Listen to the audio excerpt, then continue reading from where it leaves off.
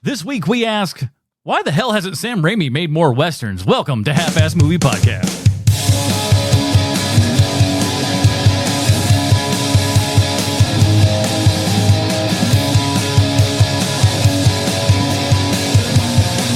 Ladies and gentlemen, welcome back to Half-Ass Movie Podcast, a show where we put together a half-ass theme as an excuse to watch movies. My name is Adam Porterson, and joining me today, he's already 3 sarsaparillas deep, Sweet Sean Kovacs from the internet. What if Bloodsport was a Western? And he's not only a Kentucky Colonel, but he's also the sitting president of the Pat Hingle fan club, Bruce Leslie.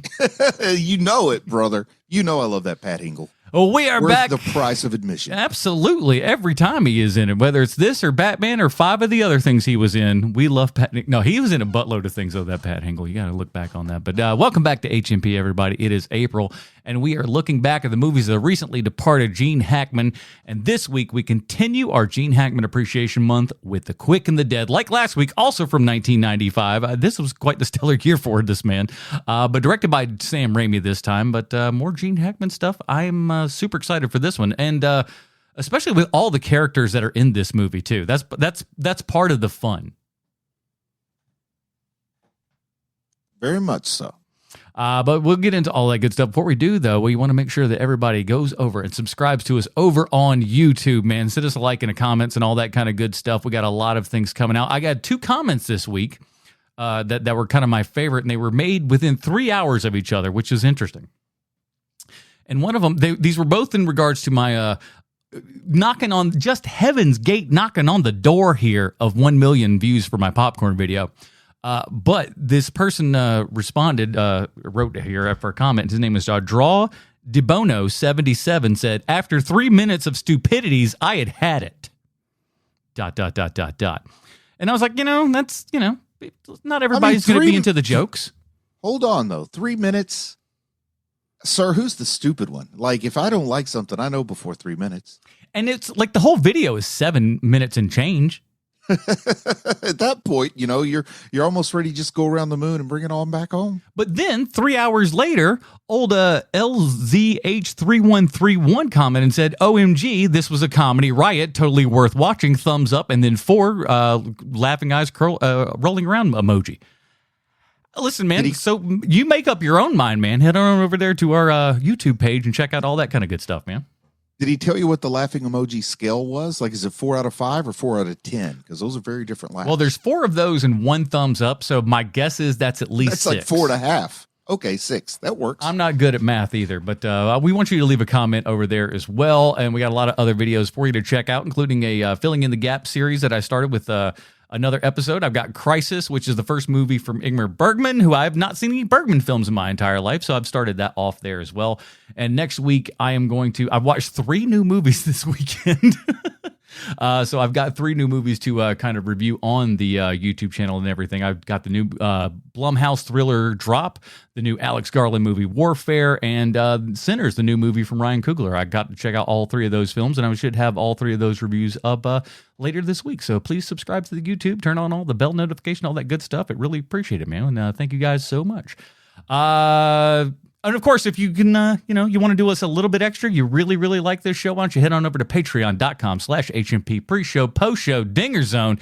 And the Dinger Zone, of course, all this week has been our Daredevil Born Again 30 question show.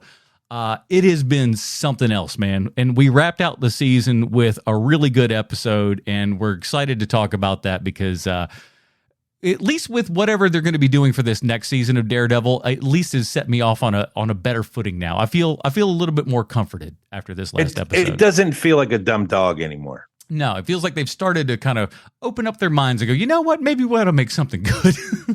But of course, after that, we're starting up next week and everything, man. Andor 30 Questions is coming out as well. I think we're going to do exactly what we did with Daredevil Born Again 30 Questions. We're going to put the first episode out on YouTube there and everything so people can go ahead and listen to it over there. And if you dig that show, head on over to the patreon.com/HMP, join up at any level. And not only can you listen to the show, you can also send us in questions and stuff and get your questions asked on the show as well. So thank you guys so much for that. Patreon.com/HMP. We love you so much. And let's get into it, fellas. Here's the IMDb plotline for The Quick and the Dead. As we know, IMDb always 100% correct in everything they say and or do. A female gunfighter returns to the frontier town where a dueling tournament is being held, which she enters in an effort to avenge her father's death. Wow, IMDb knocking it out. Probably some of the best we've seen in a while. That's the best. That's the best one I've heard in a while. That is, it's succinct. We don't give away too much information, but we give it just enough. That's perfect. This is written by Simon Moore. Most notably, he wrote the British show Traffic, which would later be the basis for Steven Soderbergh's Traffic from 2000. Oh, those are related. I didn't know that. Mm-hmm. Directed, of course, by Sam Raimi, who did the Evil Dead movie, Army of Darkness, Simple Plan, Darkman, Spider-Man's 1, 2, and 3, The Gift, Drag Me to Hell, Oz the Great and the Powerful, Doctor Strange, and the Multiverse of Madness. You know what? I think this Sam Raimi guy is going to do it one day. I think he's going to be all right. It's a starring Sharon Stone and Gene Hackman, whose names were above the title. Pretty sweet with that one. That's some good contract negotiating right there. Sharon Stone, Gene Hackman, Russell Crowe, Keith David, Tobin Bell, Lance Henderson, but I repeat myself, Pat Hingle, Mark Boone Jr., Gary Sinise, and a 20-something-year-old named Leonardo DiCaprio? I guess 21. I looked it up. He's literally 21 years old. Then he lied in that Entertainment Tonight thing, you sons of bitches. I was guessing he was 19. I didn't know. Yeah, man. That is one thing that for whatever reason, this movie and the promo spots on Entertainment Tonight have been ingrained in my head since 1995.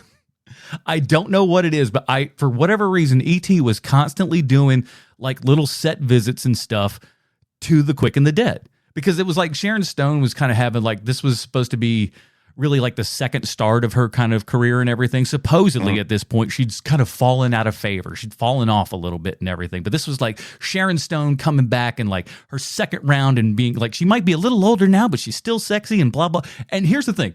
Looking back, you're just like, first of all, this woman is drop dead gorgeous. So I love the fact that like this is our old lady, and like this old lady is fine. I'm like, this woman is so fine. Y'all She's are crazy. 30. We might as well throw her away. Yeah, I'm just sitting there going like, this woman is so good looking. I don't know what's going on here. And even when we like dust her up a little bit, still hot. Doesn't matter.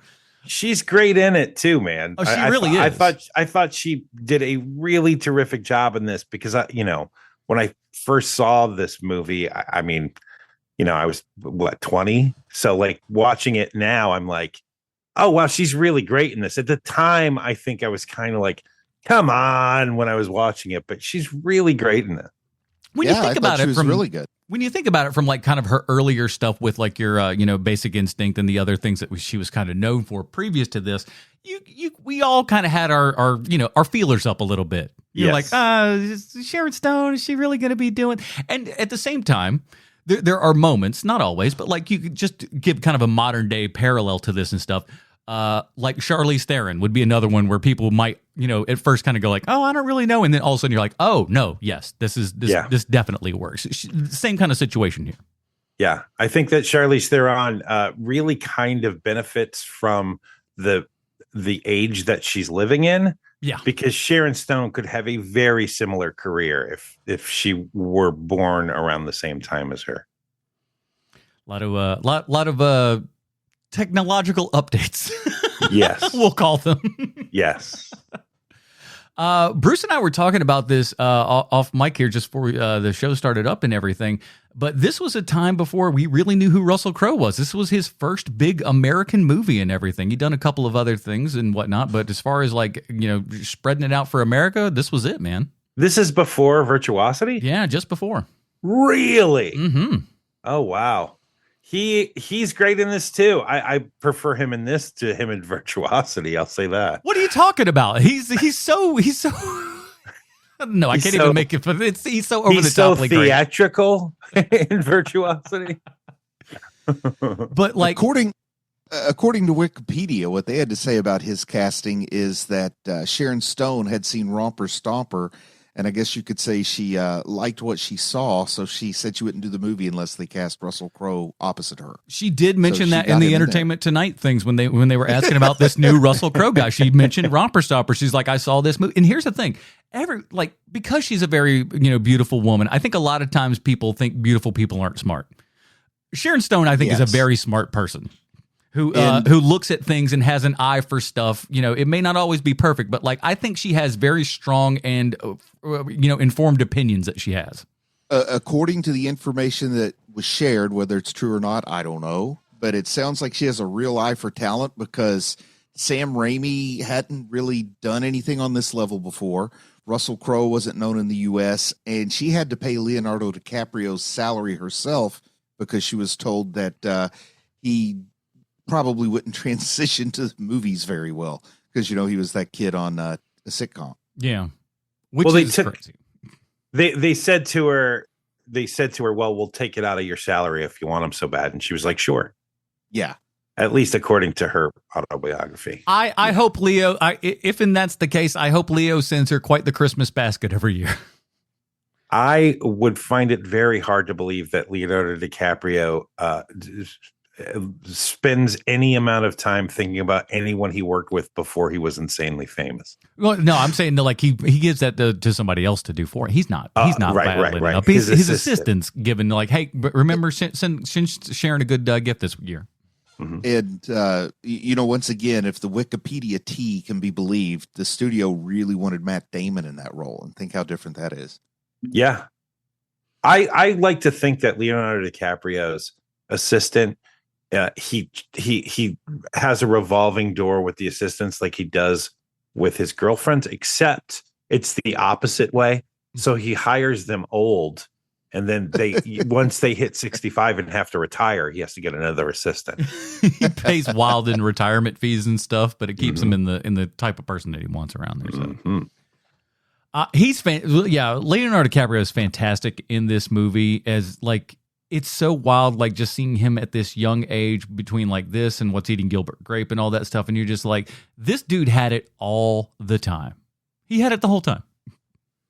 He did, and he also had the other thing too, which is that he's got that same Zac Efron thing where you're like, oh, he used to be just the prettiest boy in the world. Mm-hmm. And in this movie, because I never thought that Leonardo DiCaprio was like just like the most handsome, heartthrobby guy in the world until I saw Quick and the Dead, and I was like, oh, now I totally get it. Yeah, little girls everywhere are like, he's so handsome. I totally get it. And here's the thing. All the ladies that are around him in this movie, you buy them just like fawning over him. You're like, of course they would be. He's the prettiest boy in all the world in 1995. I get it. And this girl, Faye Masterson, who plays the other girl that's like, kissing on him the entire time. How much do you think she just brings that up at cocktail parties constantly? Just be like, well, me and Leo were making out a whole bunch on the Quick and the Dead. I may be way off base on this or way out of line or whatever, but sometimes I kind of wonder if DiCaprio's career would look different right now if River Phoenix was still alive. In my mind, especially in this era, I kind of saw them as very similar. I think it probably would be. There'd be a decent one, though. The weird part is, and Sean, tell me if you've heard otherwise on this, but from what I have understood, Joaquin Phoenix did not actually want to necessarily be an actor per se. This is what he says, at least. But when River died, he almost felt like it was upon him to then live up to River's potential. I know that is what he says. I understand that is what he says. And I'm not saying that he's wrong, that he's lying to us. But I think that there's a little column A, column B happening with him. Yeah. Where he had been acting since he was a child as well. He's in Parenthood, the Steve Martin movie. It's the kind of thing you can say to fondly remember somebody you respected, admired, maybe even a friend. And if it's not 100% true, it hurts no one. So I get it. Yeah. Right. There's no, like, I could totally, I can totally see him that's the main reason why. Like, yes, absolutely. That could be the reason. But there's also a little other thing too. That's, he's already in it. So it's a little easier for him. Yeah. You come from a family that's kind of doing it right now. So, and you've been kind of doing it. So it's not like he was, really trying hard to be a baseball player. And then his brother died, and now he's an actor. Like that does. Yeah. His brother died, and he didn't stop his job at Kmart and then decide to become an actor. Right. And he was like, you were already doing it. Right. It's, the one thing that from my personal experience would compare it to is it's real easy for like doctors to tell people don't go to medical school. It's not worth it. But it's also like we've already done it. So it's easy for us to say don't do it. Sure. Because maybe it's less competition or something. You never know 100% what the motivations are. That's why I have my side business doctorate. Exactly. Everybody else does these days. These chumps with their medical degrees. Okay. Just come on over. I'll take care of that. Listen, thing. if there weren't people like me, who would John Wick have to go to? Let me ask you that. Exactly. Do you want John Wick to bleed out? I don't think so. I don't think so. Adam, I have a question for you. When I was watching this, and I didn't really remember it from before, I think we were probably off air when I told you this. Last time I saw this would have been pretty close to 1995. It's not one I rewatched. And watching it this time and seeing how it was set up, I thought, man, this is kind of like an Old West Mortal Kombat. And that made it pretty easy for me to latch on to the story. Did you kind of think like Old West Mortal Kombat or anything, the way that the tournament was set up? This is... I love stuff like this because this is always that Ouroboros of Eastern and Western art constantly influencing each other. Because this movie is clearly just a Western that's also trying to be, a kung fu movie at the exact same time, which also were trying to be Westerns at the exact same time. So like everybody is just doing everything else. And that's exactly what, to me, this is like One Arm Boxer, any of those other movies where like it's tournament time. We get all the different people around. And the course of this movie is to kind of go through the roster, fight everybody out. And then you have like, a tangential story weaved inside. They aren't usually as good as the ones in this, in this movie and everything, but you have something that vaguely connects all of these things together and helps bookend stuff. And that's essentially what this movie is. Sean, do you think maybe Enter the Dragon would have been a better parallel? That's what popped into my head with the kung fu movie comparison. Well, at the top of the show, I said that it reminded me of Bloodsport, like because it's so close in time. Yeah, but you are right. I mean, this is Enter the Dragon, or like Adam is saying, one of 100 different martial arts movies. But when you are Sam Raimi, you can't say I didn't see that stuff because you absolutely did, dude. You know what I mean? Like, of course that's influencing you. You're Sam Raimi. And like, I can't remember if I said this on air or off, but if you hear that Sam Raimi has made a Western, what is in your head of what that looks like is exactly what this movie is. It totally delivers on that. Isn't it weird? Like it's just that he has this great authorial style where we know exactly what a Sam Raimi Western movie looks like, and it's exactly what we got. Right. It's kind of insane, but he still has the language of all the, the films and stuff in the past and everything, but he's got that Raimi stank on it that's just so beautiful that you can't help but see his fingerprints, even though the DNA is from everyone else. And I knew full well that there was no supernatural element in this movie. I had seen it before, but I still, because it's that Raimi visual language that you're talking about, I kept waiting for the aliens to show up or the zombie to appear or something, and I kind of like that feeling. It keeps me on edge, but I also know that that's sort of a Pavlovian response to the multiple times I've seen his Evil Dead movies. So I don't know how much of that was like a learned experience and how much of that is just the way he communicates visually, but I enjoyed it either way. And also it's the same kind of time frame here and everything, but you've also got kind of that Dusk Till Dawn idea where like, you get halfway through a movie and things might change up, and like you wouldn't go too far afield thinking that Sam Raimi might pull something like that off. Oh, yeah. Like all of a sudden it's just like, oh, this movie's a little bit different than you suspected before. But thankfully, though, I am happy that it is more or less just a straight Western, only really shown to you through the eyes of Sam Raimi. So I'm going to go with Adam first with this one. So Adam, is From Dusk Till Dawn a better movie than Quick and the Dead? Gosh, it is tough because they are... I know you love the movie. That's why I'm asking you first. Yeah, I'd probably watch From Dusk Till Dawn first. If it's like, totally random day, we've got these two movies on the shelf. Which one are you going to watch? I'd probably reach for Dusk Till Dawn first. Bruce, what would you do? The Quick and the Dead's going to work better for me, but that's not because I necessarily think it's a better movie. Just Dusk Till Dawn was never one that spoke to me a whole lot. I'm glad it's not bad in any way. It just it doesn't give me as much fun as Quick and the Dead does. How about that? I totally know what you're saying. I mean, right now I'm literally going back and forth because I think that The Quick and the Dead for me is probably like an easier watch. Yeah. With the exception of a 1995 Selma Hayek. It's worth the price of admission. Without a doubt. It's the best special effect they have in that movie. Mm-hmm. And I know it's not fair to the movie, but in my mind, it boils down to the crotch pistol. Yeah. And, that just sort of sets a tone for a movie that movie isn't necessarily. So I get a little disjointed there. Well, the funny part is that crotch gun was supposed to be in Desperado. And it fits so much better into Desperado, if you ask me. Listen, you know Savini wanted to have, it's like, hey, listen, we got a dick gun. He's like, you don't gotta say no more. You're done. I mean, it felt like El Mariachi when I saw it. Well, you pull from what you got. Yeah, potato, as they say in Potato Land. Let's talk about the set here, because I think this is one of the things that's very impressive about this movie that I don't think enough people really kind of think about is they built this town, dude. And it's so great. And the greatest bit of trivia to me is that they built this town because they wanted Gene Hackman, so they had to build it close to where he was willing to be. Right. Is that right? Because they had other towns that would work just fine. Yeah, I mean, they literally have like 3 or 4 Western towns that are already built that they usually go to for this kind of thing.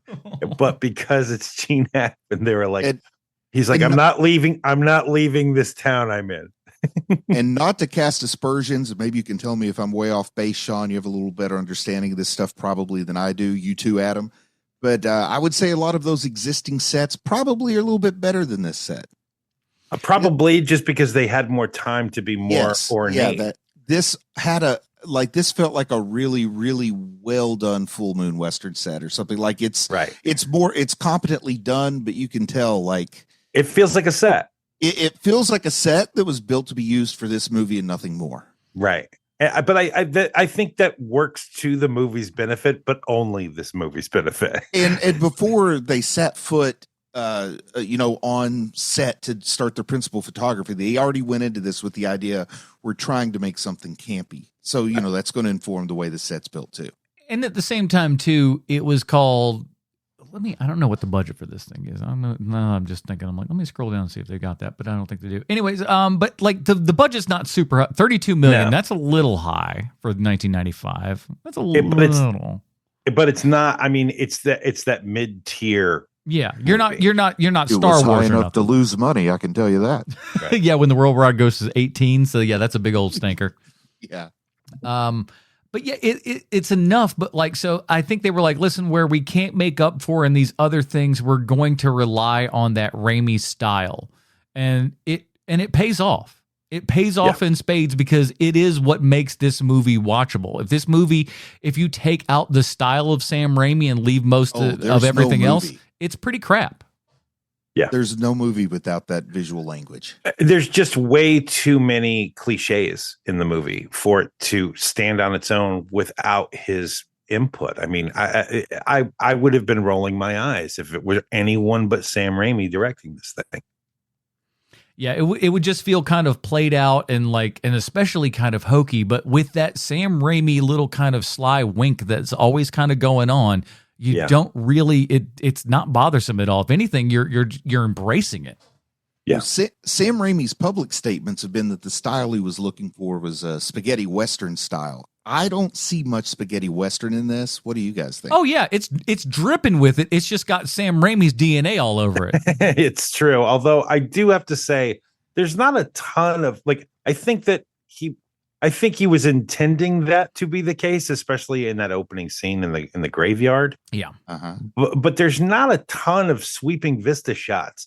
You don't see that spaghetti Western shot of guy in the far off distance walking to camera, and it takes 2.5 minutes for him to get into his onto his mark. And you wouldn't watch that. But here's the thing, though: if this was that movie, you wouldn't watch that movie. No, but that's what I mean. Yeah. Like the thing that makes this movie such a gem to me is that if you remove any of the ingredients of this, it's not nearly the same movie. Mm-hmm. I think this is a perfect movie for exactly what this movie is. I think if you change an actor, I think if you change a director, you change the scenery, you change anything, it's not going to be the same experience. This movie to me feels like it's such a hidden gem of a movie that not a ton of people have seen. And it also hasn't been trod over 1,000 times, even by people who love Sam Raimi. And this is like, if you were looking at Sam Raimi's career the way that that people seem to look over John Carpenter's career, because they have fairly similar careers, I think that you would say that this movie is one of those top 5 movies of Raimi. Yeah. It's definitely on that Mount Rushmore and stuff, especially outside of the kind of horror genre. If we even just kind of take that one off, like your Evil Deads and stuff, off the table and whatnot, and even just look at his more strictly, non-genre stuff, be it like This Is Simple Plan, stuff like that. Like the guy's also done a lot of kind of, for lack of a better word, straight work. Right, The Gift, that kind of thing. But as far as Sam Raimi's directorial experience at the time he made this, you got to understand the biggest star he had ever worked with went from being Bruce Campbell to Gene Hackman overnight. Right. I mean, he had never worked with actors who were even in the Screen Actors Guild with his first couple of movies. So this was a whole lot. And in Bruce Campbell's autobiography, because he was sort of an assistant on everything that Raimi did, like the whole crew from Michigan was always there. But he kind of said that Sam was reasonably afraid of Gene Hackman. Who wouldn't be? But the nice thing is, he said, like, Sam would say, "Okay, here's this next scene. Here's how we're doing it," and Hackman would go, "Nope, I'm not gonna do that scene." And he's like, "Okay, I respect that. I understand that. I was just thinking that this scene would communicate this." But I understand to cut it. And Hack was like, no, you make a good point. We will keep it in, but I'm not sitting. And he's like, okay, that's fair. For some reason in my mind, I was like, the king sits and everybody else stands. I had that chair. It looked like a throne. But I get it. Get the chair out of there. And Hack was like, no, keep the chair. I'm the king. So apparently Raimi had a very natural ability to work with actors, unlike his good friends, the Coens, who told Nicolas Cage, "That's a great idea. You do it when you're the director." Try to tell a 30-year movie veteran Gene Hackman at this point to, hey, why are you being a jerk? Yeah, exactly. He's like, I'm used to the horrible things I used to do to my brother, and now I'm working with Gene Hackman. Especially 1995 Sam Raimi, where he still kind of looks like a kid. He looked like a child forever.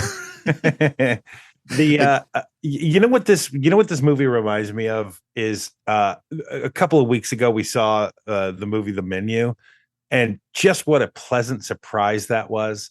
And how I was like, waxing philosophic about how, like, this is going to be one of those movies that 30 years from now, people are like, what movie is secretly a banger? The Menu. And I think that this probably doesn't have that same level of break it down by all its elements and figure out why it's great, because you already know, by the time you're done watching it, you're like, well, it's because it's Sam Raimi and it's because of the actors and, that sort of thing. But I think that like the hidden gem level of this movie is something to be rewarded. And I can't remember which one of us picked this. I would think I recommended this one. Yeah, I think you did. And then I was super excited that it was on 4K and I made a purchase. I know that the reason I think I recommended it is because I got a text from Matthew Vandiver that basically said, yeah, you guys need to do that. Matthew Vandiver also has some suggestions where I'm like, we're never going to do that ever, Matthew, but thank you. And then sometimes he has a suggestion where I'm like, oh, that's a great idea. Just keep tossing them out. I mean, they're not all going to be gems, but every now and then you'll hit a real good one, like Quick and the Dead. That's for damn sure. For real. I know he's a big Raimi fan. Yeah, he is. Let's talk about kind of our cast of gunmen and stuff, as you will. It's always a pleasure when Keith David shows up in anything, even if it's for a tiny little role like this. This movie is rife with that, though. Yeah. Mm-hmm. Where just again and again, you're like, oh, that's so great that guy's playing this role. And that Sam Raimi is literally like, I want you to go as big as you can possibly go with this character. and so Keith David's like, I got you. We're there. He, I like a particular type of performance, and he definitely brings it here. Right. Just that smile as always. He's so friendly yet sinister. That's what I love and hate about him, because it's just like I'm like, oh, he looks like he might be nice and kill me. I don't trust that man. So I've got a proposition for you, Sean, and I want to hear your feedback, because you're probably the biggest fan of the Preacher comics I know. I'm a pretty big fan too, but I'm sitting here and I'm watching Russell Crowe cast as a preacher, and I wonder, circa 1990, 95 wouldn't have worked, but in this general area, would Russell Crowe have been able to do justice to Jesse Custer? Oh my Lord, it would have been far superior a performance, just because Jesse Custer has menace to him in the comic books, and so does Russell Crowe. Whereas, as much as I like that actor who was playing Custer in the show, the 4'11" Irishman, exactly, he has no menace to him. He looks like the part, but Russell Crowe could totally be the guy, especially during that period in time. My God, he's getting it done in this movie. A not bad cowboy accent. I won't say Texas accent, but I think he could maybe do that accent better than some people felt with Dominic Cooper. Yeah, I agree. But yeah, Russell Crowe, like, he looks spectacular in this. Just young, handsome Russell Crowe is just like, peak good looking man over here. He's got the 90s hair, which is just absolutely beautiful. And like, he's got that perfect kind of like sunburnt, dusty looking, like, which we didn't do for some. There was like an odd era of movies and stuff where like people were just, clean and pearly white and everything, and their teeth looked fantastic, and like this thankfully was not that kind of movie. People look like they've been outside for a while. It was kind of lovely. Yeah. They also, with Russell Crowe, there's something about him, and it's true even to this day, that he's had a 30-year career in Hollywood, but I don't go into a movie that Russell Crowe is in with expectation of what Russell Crowe is going to do, even now.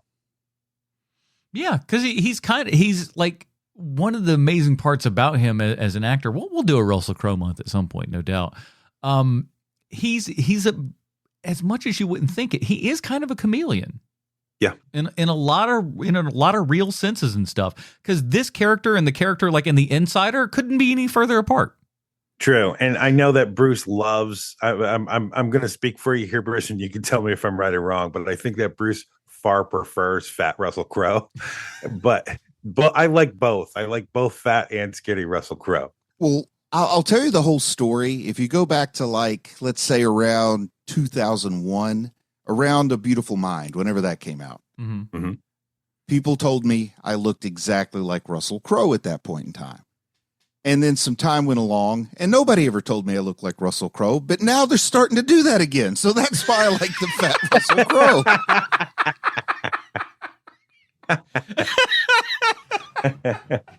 Can I get off of the movie topic here for a second? Because I got to tell you guys something that happened to me in real life this week.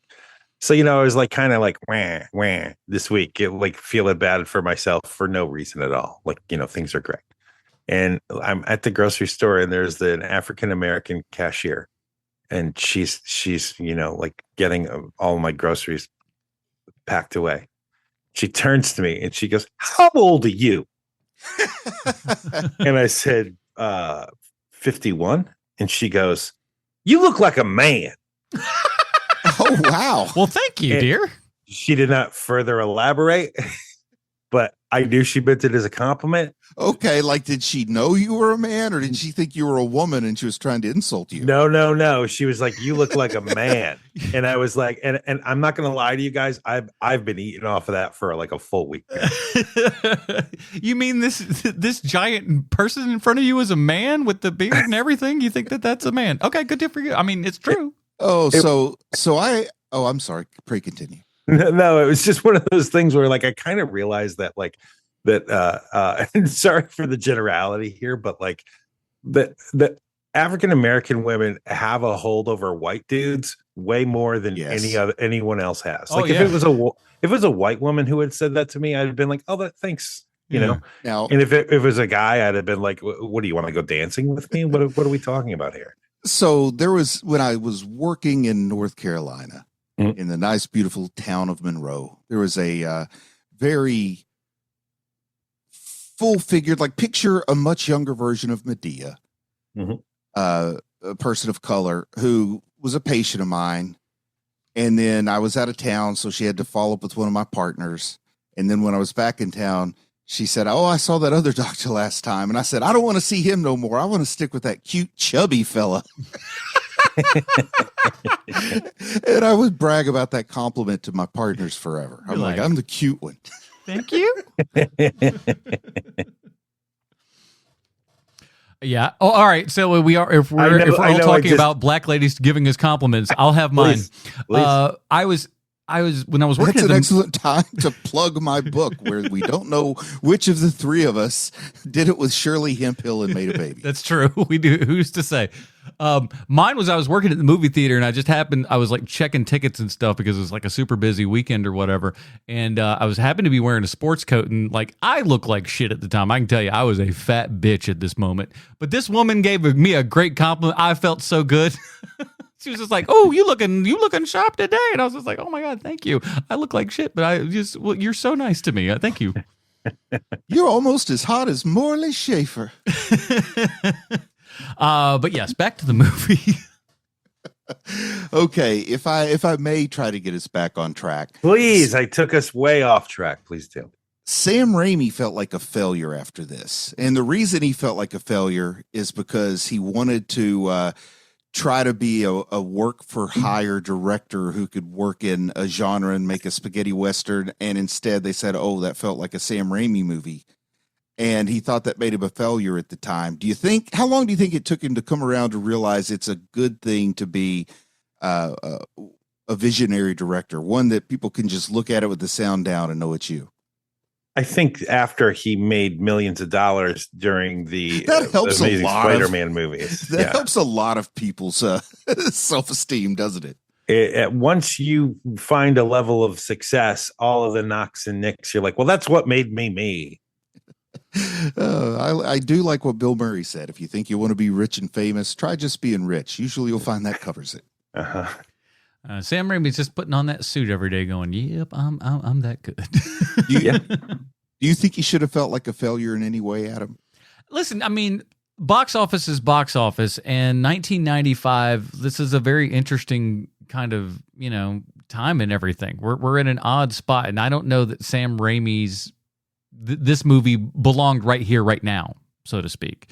I think if this movie, if everything, we transport this into the year 2020, 25, and everybody's still the same and whatever, some magic bullshit like that, I think this movie does really, really well because we kind of know more Sam Raimi and stuff now. I think at that point, the world wasn't tuned into Raimi, much like they'd be really until Spider-Man, quite honestly. Yeah. Yeah. Because I think like when people like us heard that Sam Raimi was going to be doing Spider-Man, I think we were like, "Oh, okay, that's a really interesting idea. I don't know if he's going to be the one to pull this off, but like I'm excited to see him try to do it." And then once that became successful, everyone was just like, "Oh, this guy." And it's like, "Yeah, this guy's been doing some stuff for a good while now. Thankfully, you guys can now catch up to it." So I'm not trying to be a smart aleck. I'm just genuinely curious about your guys' opinion. Which do you think is a better movie, Spider-Man 3 or Oz the Great and Powerful? Oz the Great and Powerful is not bad. I like that movie well enough. I'm thinking of those as probably the two I would rank lowest in my head on just like a quick jaunt through my memory banks. What do you think, Sean? I prefer Oz the Great and Powerful because my feelings were hurt with Spider-Man 3. I loved the second Spider-Man, and I still do. It's still one of my favorite superhero movies. And for that to be followed up with Spider-Man 3. And look, I know that there's no, but and I know that everybody wants to blame the meddling of the studio. But and that's certainly there. But there's also a level of, oh, Sam's kind of done with this at this point. Yeah. In that movie. So I prefer that. I prefer Oz the Great and Powerful. Although, to be honest, I have not seen that movie since it was in theaters. Neither have I. So yeah, I might not be judging it fairly. And the one thing that I think Spider-Man 3 has going for it is just how much I enjoy the stupid, edgy Peter Parker sequence. Sure. It's become a lovely meme. There's no doubt about that. It's a fine meme. And I mean, I could not tell you anything that happened in Oz the Great and Powerful other than James Franco was in it. I remember the air balloon thing having a very Evil Dead like kind of moment in there. Yeah, I totally agree. Totally agree. It's so similar to Wicked. I can't remember which is which. Let's look at some of these other, like Lance Hendrickson as your ace character and everything. That's literally my favorite thing about this movie. I love Lance Hendrickson in this movie. Do you guys know the story behind his character in this? He loves Zorro the Gay Blade and wanted to just do a straight version of it. Well, that's the wardrobe. That's the wardrobe lady, because he had told wardrobe what he wanted his character to be, and the wardrobe lady, the wardrobe mistress, was like, "Okay, we got it." And so she hands him all this stuff. He had it in his head. Let me just use the man's words, because in an interview in 2011, Lance Hendrickson said, "I've got to shoot a card out of this kid's hand, and I think there might be more to it than that." So we worked on the horse trick where I flip off the horse backwards, and I worked on that for like a month, and I get to set, and I say, "Sam, I got to show you something." And the stunt guy brought in a big white horse, and I said, "This is how I like to shoot the thing out of her hand." And I jumped up on the horse, and I flipped under the horse, and I shot under the belly. And Sam got really excited and said, "That's in the movie." I can see that. And you can tell the level of love that Lance Hendrickson had for doing this role, because it's just so much unlike anything he had done previously. Even though, weirdly, he did 3 Westerns in a row, which I looked it up. Huh. So weird that Lance Hendrickson was in 3 movies in a row, and this is one of them. But this character is so unlike a Lance Hendrickson movie. Like, it's basically his role in this, and his role in Stone Cold is basically the same character, just with a Western. And it's great. I love this version of Lance Hendrickson, and you know you're in really great hands when he shows up and he's like all like handsome and like, you know, that weird like biker sexy thing happening that's doing. You just know you're in great hands. Man. Bust out his little mustache comb. Oh, so good. It like just all of the neat little tiny character things that you know that Lance Hendrickson purposely put in there. Like, it feels like these were all choices that he made for what this character's kind of doing and stuff. And it's really, really good. Yeah. Personally, I think the boldest choices made in this movie were a couple of choices made with bullet holes. One where you get the camera shot through the hole in the head, maybe the most Sam Raimi thing he got away with. And then also when the shadow behind the guy shows his bullet hole completely through his torso. Another interesting twist on a bullet hole. Pretty great. I think that the most Sam Raimi thing in this movie is the when the showdown happens, that first showdown, and he just goes further and further into the gunslinger's eyes. Yeah. Either one. And it's just like, man, Sam, you are really going for this. Because that sequence is about 45 seconds long of him. When it's just like going push, pull, closer, push, pull, closer, push, pull, closer. push, pull on everything. Right. And it's just like, my God, we're just like ratcheting, ratchet. And you're just like, this is so good. And it's like, again, if it were anyone else other than Sam Raimi, you'd probably call bullshit on it. Yeah. A Sam Raimi film is like watching somebody with a box filled with chaos fall downstairs. And I mean that as a compliment, but yeah. It's a lot of chaos there. Man, this movie only made $18 million domestically. Yeah, and again, with all that Entertainment Tonight promo, that shows you that don't mean shit. Thanks, Entertainment Tonight. John Tesh is nothing. If you're a glass half full kind of guy, this was Sam Raimi's biggest box office to date. Man, that's crazy. I'm looking what at a other backhanded compliment. I love it. I'm looking at other movies that did better than this movie, and it just makes me shake my head. Yeah. Like the sequel to Under Siege made a lot more money.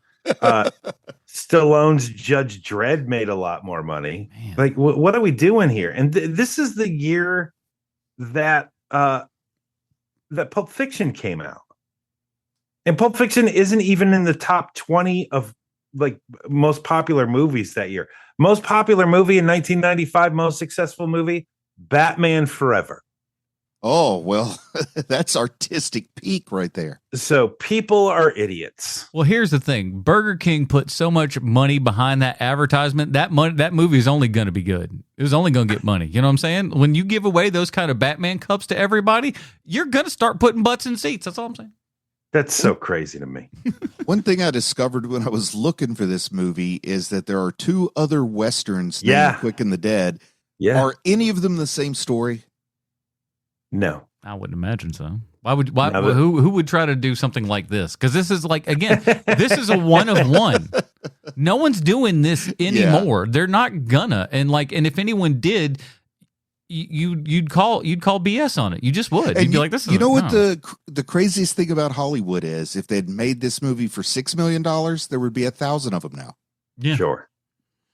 Well, let's talk about Sharon Stone and then Gene Hackman, because that's going to be our main guy here. But Sharon Stone, we kind of touched on a little bit. She really is super great in this movie. Man, it's so weird because I fully expected, once we started seeing all the other, character actors come into the town, I really thought like, oh, my attention is going to be drawn by whatever they're doing in the background. But she really does hold your attention. She is very, very good in this role. She is one of the last, not actresses, but movie stars. Yes. She has that old school movie star vibe about her. Yes, agreed. I did not find it hard to believe her character. They have moments with her where you're like, oh, this is the scene where she is remembering her dad. How nervous she gets around Gene Hackman's character. Oh, and of course, Gary Sinise as her dad and everything. Oh, young Gary Sinise, looking like he's a little baby. It took me the second time he showed up to even put two and two together who he was. Oh, the second that man starts talking, though, that's Gary Sinise. He's got such a distinct voice. Real good. And again, you get somebody that's just a strong character actor here for his quick little shot and everything, and he makes a good enough impression. And with the flashback scenes, like, while they aren't amazing or anything, they're well enough of a good storytelling tool for everything. We don't sit too long with it, thank heavens, because that could definitely be a problem here if we just make the whole thing about, or for example, we didn't do that and had a whole preamble where we saw that thing as opposed to, jumping in at the later stage and then flashing back to it. So smart move all around. And I love how, what Gene Hackman looks like in the flashback and everything with his wardrobe and stuff with his hat. Yeah. I love it. It looks like it's like so Stinky Pete from Toy Story 2. Exactly. So he hasn't quite gotten up to the level that he would obviously get to later and everything. So I thought that was like a really great, artistic choice here to kind of dumb down that wardrobe and everything and make him look like he's a tag along in a John Wayne film as opposed to John Wayne, real good. So then, of course, Gene Hackman is absolutely murdering this movie. It's 1995, and as we saw last week with Crimson Tide, this is about peak Gene Hackman, I would say, where he's just kind of height of his powers and whatnot. Man, he's just so good. He kind of brings along a little bit of Bill from Unforgiven in this movie, but I don't care. I just don't care. This movie could have really struck a nerve maybe 10 years ago if it had come out with him as like the bitter older generation guy who's so competitive he'd rather kill his son than lose. Yeah, and I think that was pretty popular narrative in the media for a little while there pre-COVID. What a really great story, and like just two awesome performances from DiCaprio. Because when he shot at the end, you absolutely believe that kid's been shot because he's really panicking proper. And Hackman's just kind of like, you can see the characters just kind of stirring and really trying to, compartmentalize what he's seen here and everything, and really trying to give himself the best excuse as to, no, that wasn't like he doesn't buy it. He knows it's not true, but it's got to be what he says in order to, justify his actions and everything. It's really, really good. Yeah, there's some dads out there that are proud of the day when their son can finally beat him at basketball in the driveway, but Gene Hackman, he's not one of those dads. No, the next day you go outside and the basketball hoop has been sawed in half. Yes. I mean, it's not enough for him. It's like he's the guy. It's not enough for me to succeed. Others must also fail. I mean, It's like there's no room for his son to have his own career and reputation. I am glad to hear, though, that Sam Raimi at least kind of had, a little bit of a way to kind of deal with him, because like I said, I just feel like this era of Gene Hackman had to be some of the most difficult to deal with. Man, I mean, you're not kidding. Where his name is above the title of the damn movie. Like, there is no way you're getting a plucky Gene Hackman. Yeah, who's excited for whatever this, small time fry director is coming up with. He's like, listen, bitch, I've worked with Sam Peckinpah, all right? Get out of here, dude. Jeez, like, who are you? I think it helped that Sam Raimi was fully aware that he was totally out of his league there with Hackman, so he didn't even try to push back. He just said, I'm sorry, I must be stupid. I thought of it this way. But great evil character with like who graciously, I think, doesn't go through an arc. He's just an evil son of a bitch out and out, and that's it. He's not turning. He doesn't go, oh, maybe I made a mistake with my son and kills himself or nothing. He just goes, nah, I did the right thing.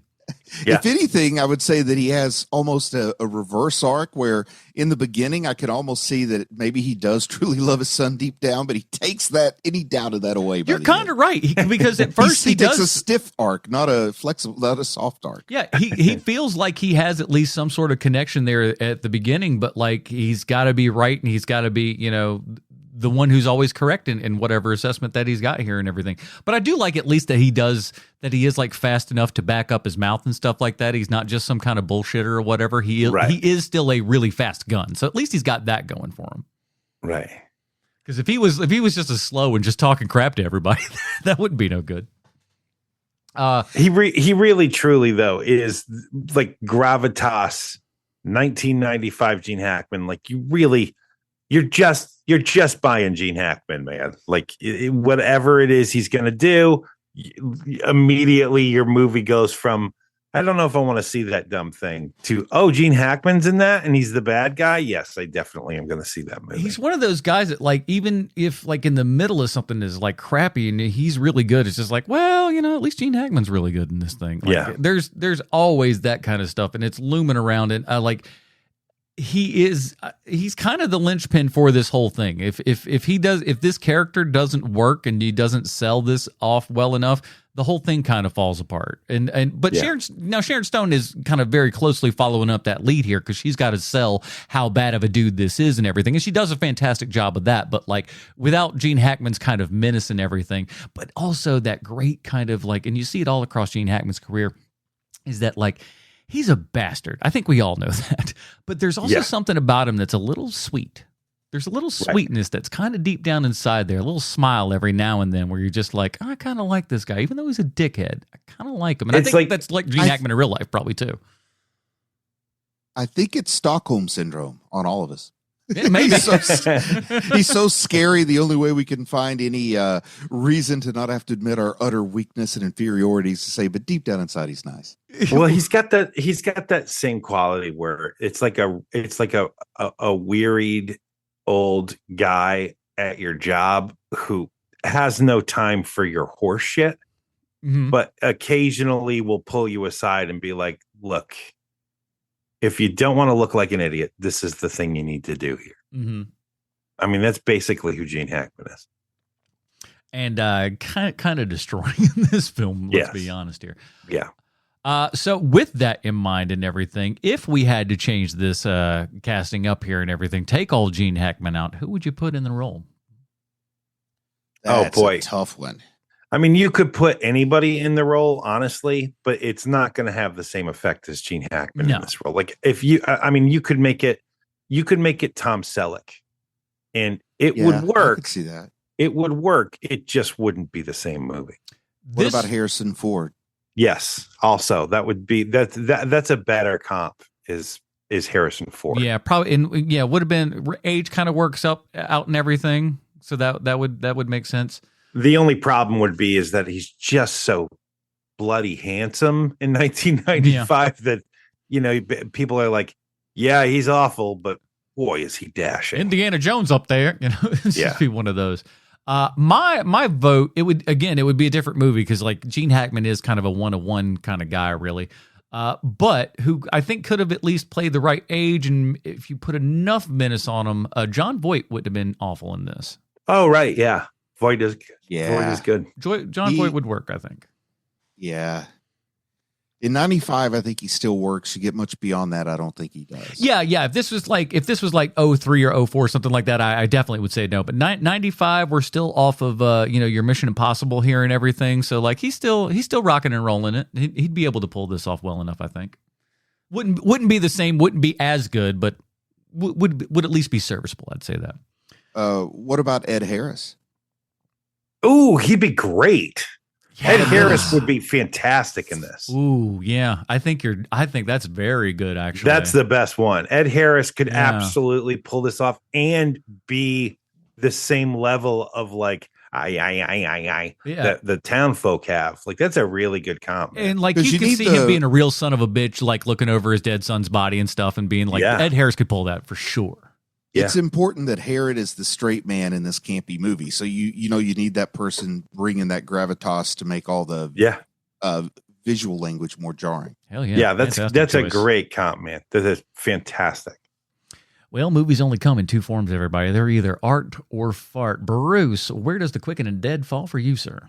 It's art for me. I think it's a victory. It's one of the easiest popcorn westerns out there to watch, in my opinion. So definitely art. But to each his own. Yeah, Sean? For me, it's art also, but it's art because if you take out one of the elements, it's not the same movie anymore.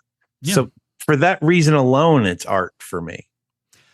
Definitely art over here. I would suggest, now, if you or someone that you know is not necessarily into Westerns and stuff, this isn't a bad start. That's a tough sell, man, because you have to also like Raimi. Maybe, but yeah, it's possible. But at least it's a little bit quirky enough. It's not like.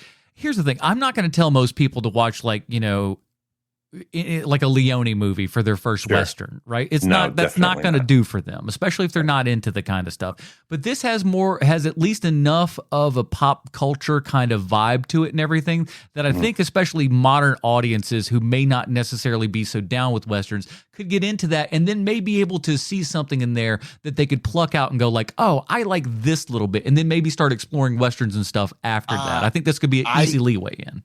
I think this is me personally, I think this is a terrible offering for a gateway because they're never going to get anything like this. You're absolutely right. So like, ooh, I like this. I want more of this. Uh-oh.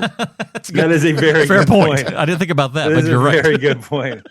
All right, scratch that. That's like being a Beastie Boys fan. Hey, what's like the Beastie Boys? Literally nothing else.